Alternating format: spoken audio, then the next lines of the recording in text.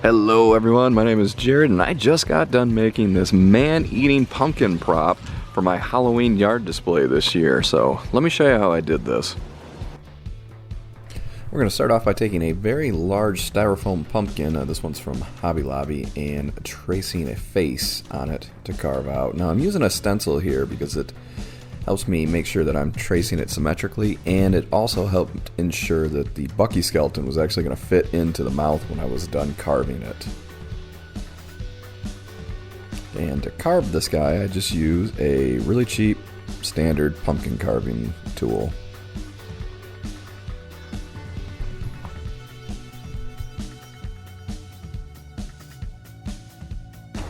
So I brought this guy outside to scoop out all of the styrofoam from his mouth, nose, and eyes. I did that because I didn't feel like cleaning up styrofoam in my basement for weeks, and I was going to need to bring him up here for the next step anyway. I think this pumpkin looks pretty good as is, but I want to make it a little bit creepier, so what I'm going to do is a corpsing technique on him. Now normally I would use cotton and latex, but a pumpkin this large, that would just take way more cotton and latex than I want to dedicate to it. So instead I'm going to try a plastic corpsing technique. Now I've done this before on PVC pipe armatures that I've created and I like the effect, but I've never done it to a pumpkin. But we're going to try it out now. So what I've done is I've pre-cut a bunch of 3 mil black plastic trash bags, and I'm going to spray glue it on and then melt it with a heat gun. I'm doing this next portion outside so I don't breathe in the plastic fumes from heating up the plastic. And even if you do it outside, if there's not much of a breeze, use a fan to blow it away because that stuff really stinks. Luckily I had an autumn breeze on this day and didn't need to do that.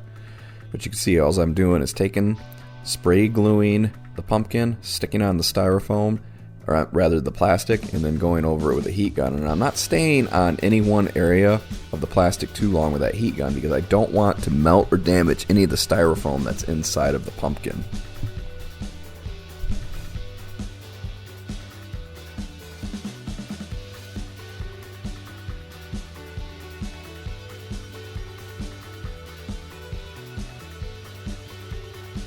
And when I'm putting the plastic on, I'm making sure that I bunch it up, because when I hit it with the heat gun, I don't want a smooth looking skin. This will ensure that I get a more textured look. Turned out pretty good. Should be enough of a corpsing job to give it a real interesting paint job when I go to paint it.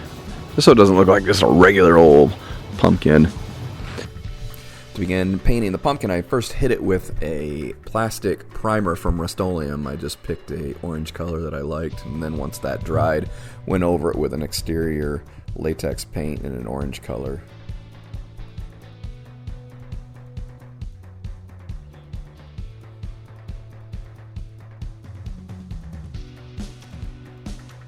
That paint actually dried pretty dark, but here I am just hitting it once again with a different shade of paint, this time an acrylic paint. And I really like to layer my paint when I'm doing these pumpkins, so I'm hitting it with a 4th shade of orange, and once again it's just an acrylic paint.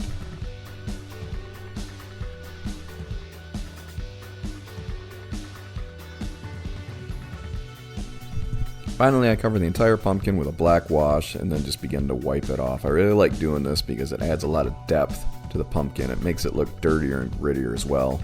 For the skeleton legs, I'm going to do a simple corpsing technique using just cotton and latex, where you brush on the latex, stick on some cotton, and then do another layer of latex. And then you just kind of split the cotton where you want to expose some bone. And I'm going to do this just on the feet and all the connecting joints. And I'm only going to do enough to hide the hardware that holds the Bucky skeleton together.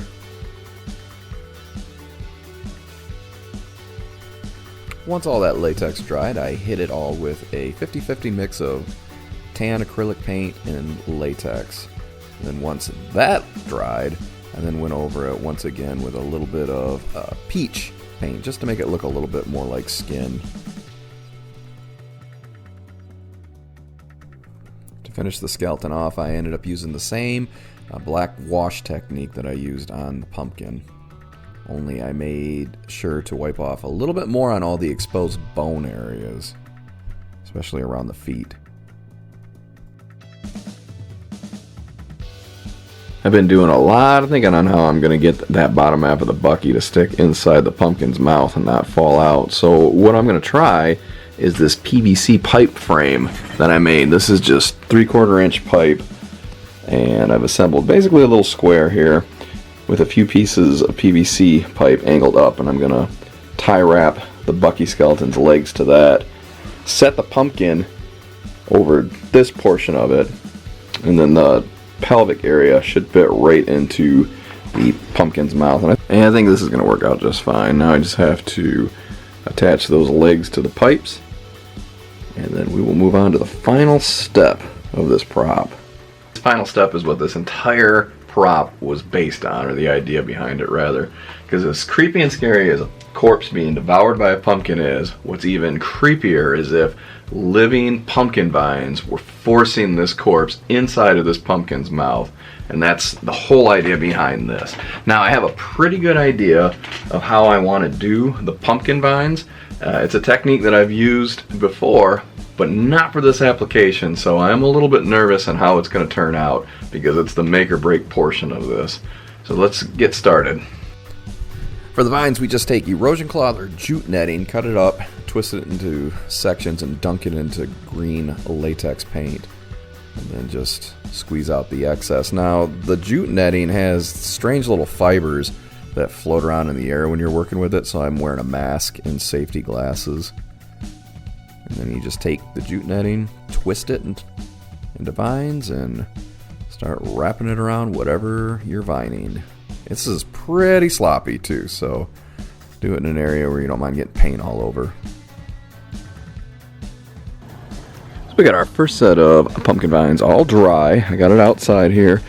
Got the Bucky skeleton tie wrapped to my little PVC pipes. He's in the pumpkin's mouth.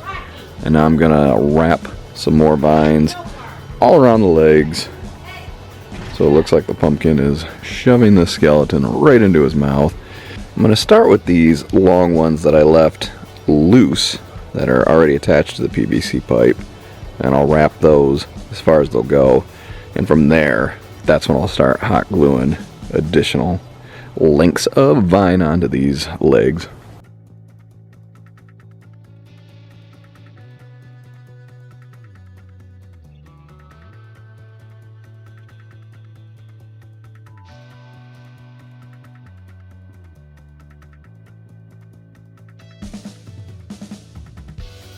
Well, this man-eating pumpkin prop turned out really well.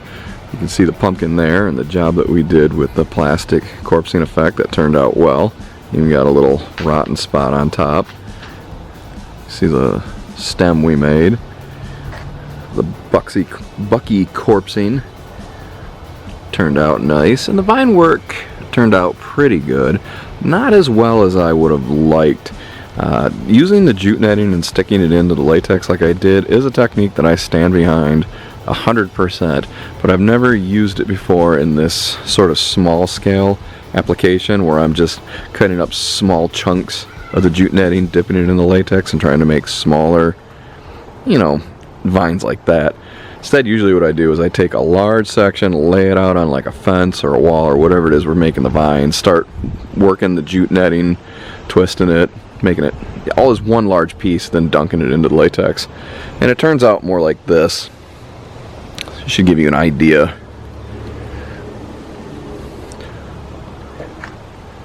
of what the larger vines, how they would work.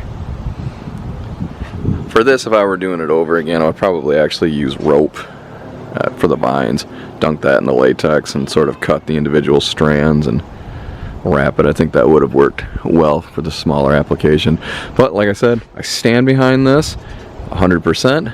This prop is actually just a portion of a much larger prop, and I am going to use that technique and show you that it does work, and we're going to start on that right now.